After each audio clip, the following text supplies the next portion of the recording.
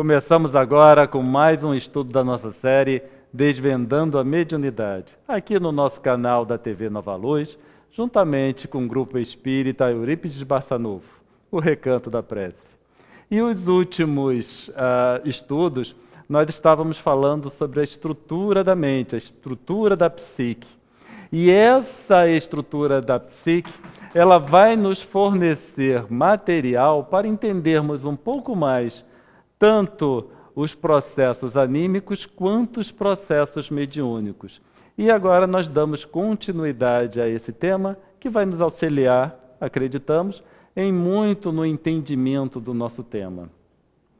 E retrocedendo um pouco no nosso último estudo, onde nós estávamos apresentando a estrutura psíquica, falamos de sombra, os arquétipos de sombra, o arquétipo de velho sábio e velha sábia, e também o arquétipo da ânima e ânimos.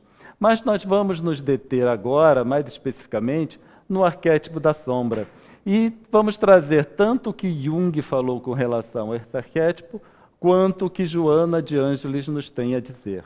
Então Jung diz o seguinte: a sombra constitui um problema de ordem moral que desafia a personalidade. Ninguém é capaz de tomar consciência desta realidade sem despender energias morais. A conscientização da sombra é o reconhecimento dos aspectos obscuros da personalidade, indispensável para qualquer tipo de autoconhecimento, que é um processo terapêutico. Então, o que a gente consegue perceber é que a questão da sombra, ela precisa ser trabalhada pelo espírito para que ele possa estabelecer a harmonia de uma forma geral. E é como o que Jung falou, a conscientização da sombra é um processo terapêutico. Sendo um processo terapêutico, ele se faz necessário para esse restabelecimento da harmonia. E, obviamente, que para se trabalhar um arquétipo, significa que são conteúdos que nós já trazemos de longa data, trabalho é preciso ser realizado, energia é necessário ser despendida nessa direção para que essa conscientização possa ser restabelecida. Joana de Ângeles, ela diz o seguinte, que a sombra é a herança dos atos infelizes que o espírito gostaria de esquecer ou negar. Prossegue em mecanismo de punição, dando lugar a conflitos e complexos perturbadores. Após o esclarecimento, a sombra será um benefício, eliminando os conflitos.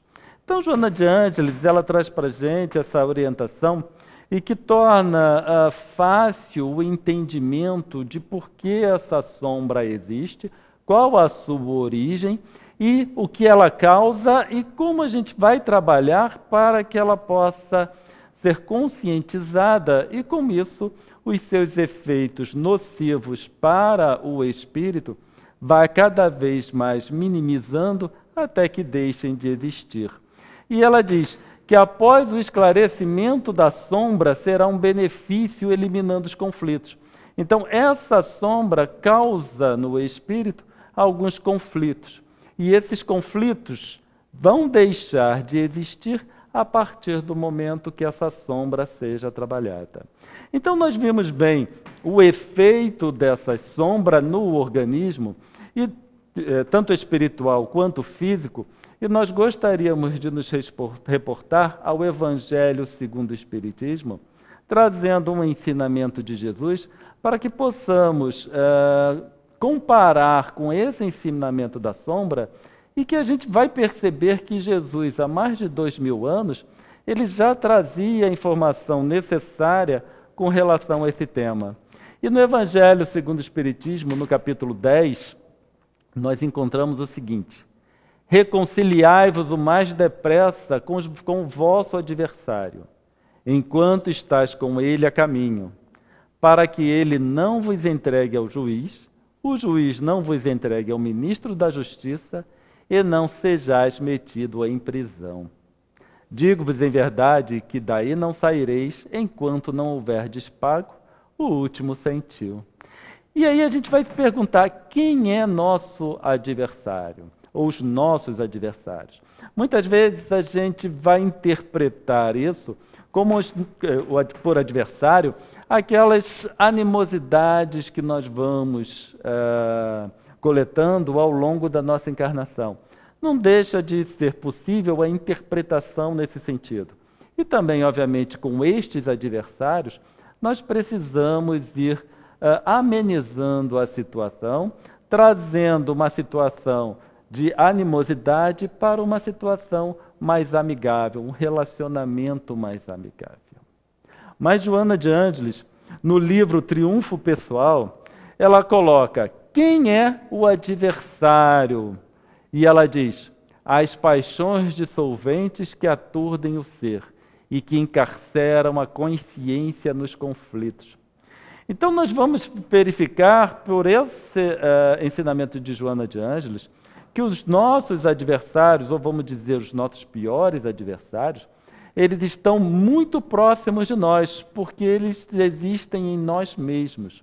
Então, os nossos adversários, que encarceram a consciência em conflitos, como Joana de Ângeles fala, é essa nossa própria sombra, são essas nossas dificuldades, em que o embate entre o espírito no seu processo evolutivo, com esse acervo que ele ainda traz de outras existências, vão entrando em conflito. E esse conflito, obviamente, vai causando situações de desarmonia, situações de estresse, que causam, obviamente, desconfortos para o espírito, que pode ser mais grave ou menos grave, dependendo dessa relação que o espírito mantenha e, obviamente, dependendo desse acervo que ele traz das suas outras existências. E aí fica a mensagem de Jesus: digo-vos em verdade que aí não saireis enquanto não houverdes pago o último centil. Então a gente vai perceber que precisamos trabalhar essa sombra na sua totalidade para que possamos continuar nesse processo evolutivo e atinjamos patamares mais elevados ou melhores. E nessa abordagem de conscientização desses conteúdos, nós vamos entrar num ensinamento, ou numa abordagem de Jung, onde ele fala de individuação, mas ao invés de trabalhar o conceito de individuação, como Jung colocou, nós vamos trabalhar esse mesmo conceito como Joana de Ângeles abordou no livro Triunfo Pessoal. E essa individuação, Joana de Ângeles diz que é o seguinte: todo um processo intrapsíquico, duradouro e autônomo, através do qual a psique consciente assimila os conteúdos que permaneciam inconscientes, na imensa área do inconsciente pessoal e coletivo. Então a gente já vai perceber a definição do que é a individuação. Então nós falamos no nosso estudo anterior que a estrutura psíquica ela é composta de conteúdos. E essa estrutura ela é dividida tanto na parte consciente, que é aquela região que nós trabalhamos no nosso dia a dia, quanto da parte inconsciente. E essa parte inconsciente também é recheada desses conteúdos, sendo que uma parcela desses conteúdos, como nós vimos, é a sombra. E esses conteúdos, por causa da sua característica negativa, ela causa muitos conflitos para o espírito. Então, por individuação, nós vamos interpretar ou entender que é o processo de conscientização desses conteúdos. Então, nós vamos observando o nosso comportamento, e aí requer muito do autoconhecimento, para, através da observação entre pensamento e comportamento, que a gente consiga apreender esses conflitos, ou o conteúdo dessas sombras, que nós vamos conscientizando, significa, nós vamos trazendo para a superfície do nosso psiquismo, e aí, então, nós teremos condições de trabalhar. E Joana de Ângeles continua: a busca da individuação constitui o grande desafio existencial. No espírito, portanto, jazem as causas profundas do desequilíbrio, que deve ser revertido durante o processo libertador pela individuação. Então nós vemos que o grande desafio existencial para nós, espíritos aqui encarnados, e nós vamos trabalhar nós aqui encarnados, porque é o que nós estamos trabalhando nesse momento, e obviamente isso vai ser válido também para os espíritos desencarnados ligados ao mundo de expiações e provas, mas o grande desafio é o processo de individuação. É a conscientização desses conteúdos que permanecem na região do inconsciente. Como está inconsciente, nós não temos muito como trabalhá-los. A partir do momento que vamos entendendo e interpretando esses conteúdos, nós vamos nos aprimorando em trabalhar no ponto essencial para o processo evolutivo do espírito. E lembrando que Joana falou, é no espírito que jazem o desequilíbrio, que deve ser revertido durante o processo libertador. Então, aqueles adversários, eles existem no espírito. E são, obviamente, essa reminiscência de tantas encarnações em que, eventualmente, realizamos muitas coisas equivocadas que vão permanecendo no nosso psiquismo, causando desconfortos, desarmonias, conflitos e etc. E etc. E aí a gente vai buscar ainda em Joana de Ângeles, também no livro Triunfo Pessoal, o que ela fala sobre religião e saúde.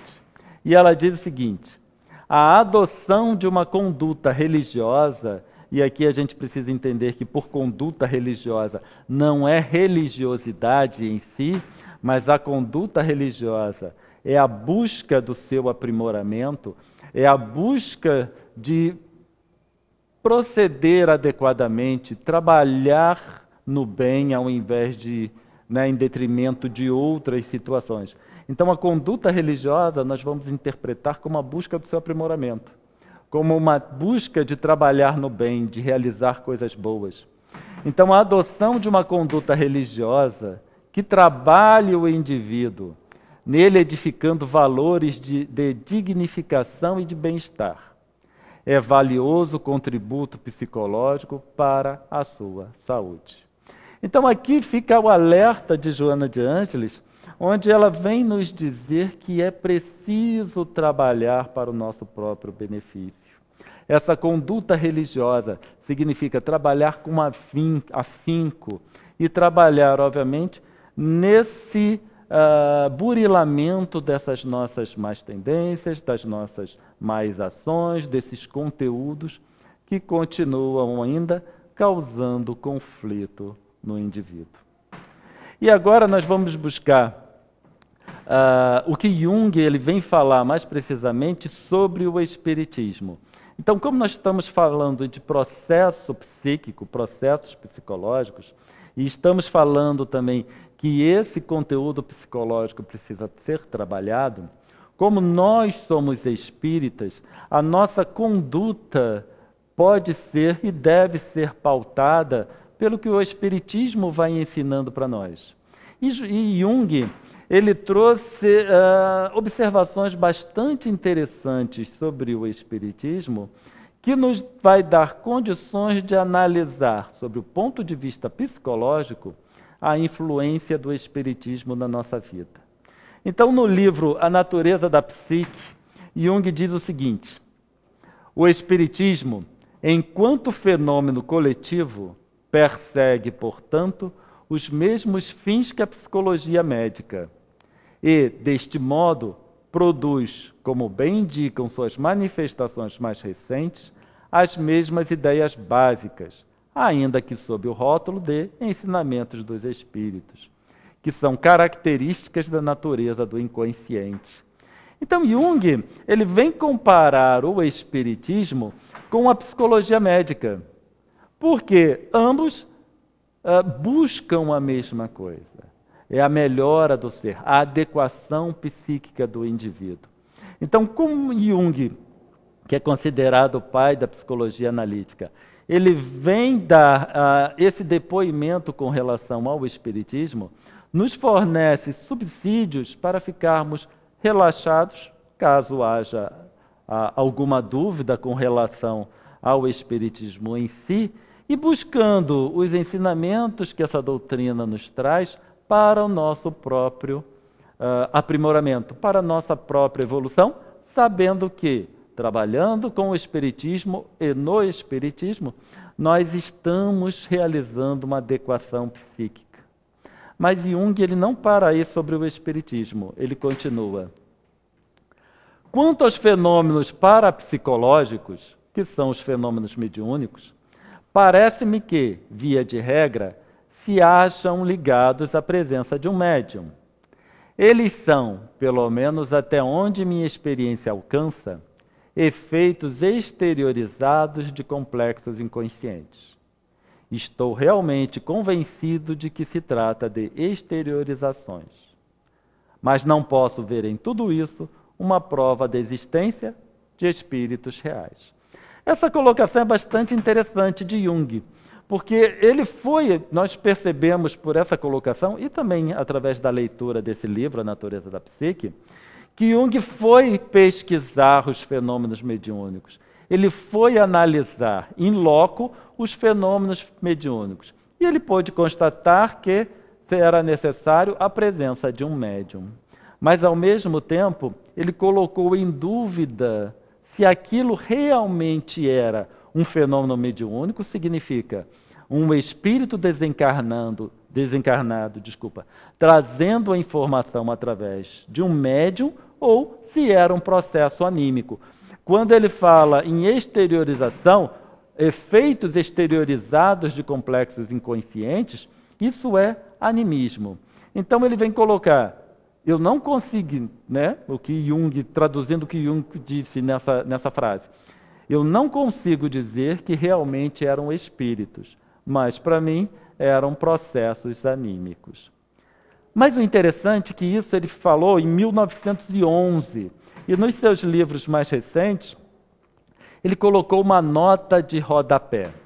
E ele continuou, nessa nota de rodapé, a respeito desse texto do slide que nós acabamos de ler. Jung disse, após haver recolhido experiências psicológicas de muitas pessoas e de muitos países durante meio século, então significa que durante 50 anos, Jung foi pesquisar e recolher dados para a sua avaliação, já não me sinto tão seguro como no ano de 1919, quando escrevi esta afirmação, que é a afirmação do slide anterior que nós lemos. Muitas vezes, não me acanho de confessar que duvido de que uma abordagem e análise exclusivamente psicológicas façam justiça aos fenômenos em questão. Então a gente já percebe que depois de Jung ter se aprofundado na observação de fenômenos mediúnicos, ele já não atestava com tanta segurança se tratar apenas de processos anímicos. E ele vem dizer, muitas vezes não me acanho de confessar que duvido que abordagem exclusivamente psicológicas façam justiça aos fenômenos em questão. Então aí ele já vem trazer o conceito de que o processo mediúnico passa a ser válido. Ele comprovou? Não. Ele não comprovou e nem atesta com 100% de segurança a observação dele, de Jung. Mas ele já pôde verificar não se tratar apenas de processos anímicos, mas processos mediúnicos também. Então, nós, através dessas citações de Jung, a gente já traz uma certa tranquilidade com relação aos ensinamentos do Espiritismo, em que vem trabalhar nós, como espíritos, a nossa estrutura psíquica e também essa observação importantíssima de Jung a respeito dos processos mediúnicos e também dos processos anímicos, em que ele veio trazer o resultado das suas observações. Isso nos traz, obviamente, e novamente a gente diz, para quem tem alguma dúvida, ou quem tinha alguma dúvida, uma grande tranquilidade em começar a explorar um pouco mais tanto o espiritismo quanto os fenômenos mediúnicos e, principalmente, os ensinamentos que esses espíritos trazem para a gente, através, obviamente, das comunicações mediúnicas. Isso dito, a gente volta para a estrutura psíquica, porque, afinal de contas, essa estrutura psíquica é que vai nos possibilitar um entendimento mais amplo e mais profundo, tanto dos processos anímicos quanto dos processos mediúnicos. Em estudo anterior, nós apresentamos o conceito da estrutura psíquica como um campo de energia. E agora nós vamos trazer o que tanto Jung quanto Joana de Ângeles, eles vêm dizer para a gente com relação a essa psique, ou a mente, considerar como sendo um campo de energia. E Jung disse, dessa vez no livro A Energia Psíquica, ele diz o seguinte: o conceito de energia psíquica é tão legítimo em ciências quanto de energia física. E a energia psíquica tem também suas medidas quantitativas e formas diferentes como a energia física. Então Jung vem nos trazer condições para analisarmos tanto o psiquismo quanto os processos psíquicos em si com uma conotação energética. Então nós podemos falar em níveis de energia e correlacionar com os processos mentais, com os processos psíquicos e correlacioná-los, obviamente, com o nosso pensamento. Joana de Ângeles, ainda no livro Triunfo Pessoal, ela vem trazer o mesmo conceito de trabalhar o psiquismo como um campo de energia. E Joana de Ângeles diz: a visão espírita, porém, a respeito de um arquivo extracerebral, formado por uma maquinaria energética centrada no self, ou espírito, cujo campo de informações é infinito, torna-se muito mais factível e racional.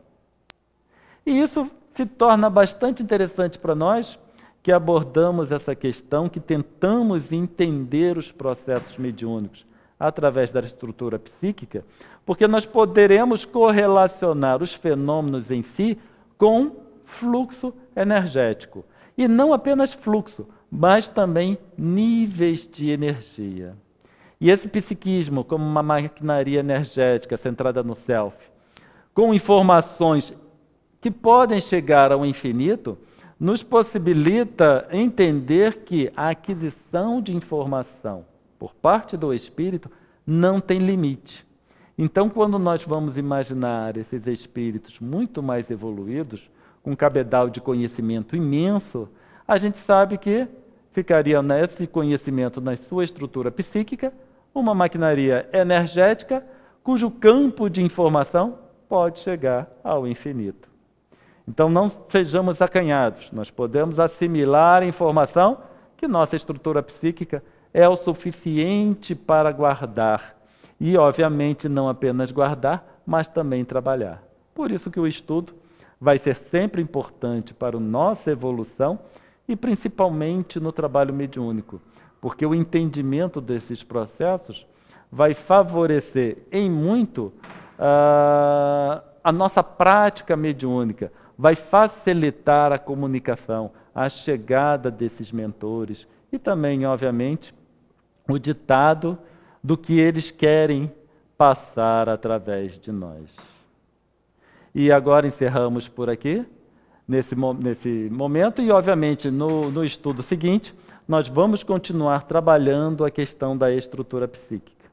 Lembrando sempre que os nossos vídeos são disponibilizados pela TV Nova Luz e pode ser acessado no site tvnovaluz.tv, e os slides são disponibilizados no nosso site pessoal, que é ccconte.com.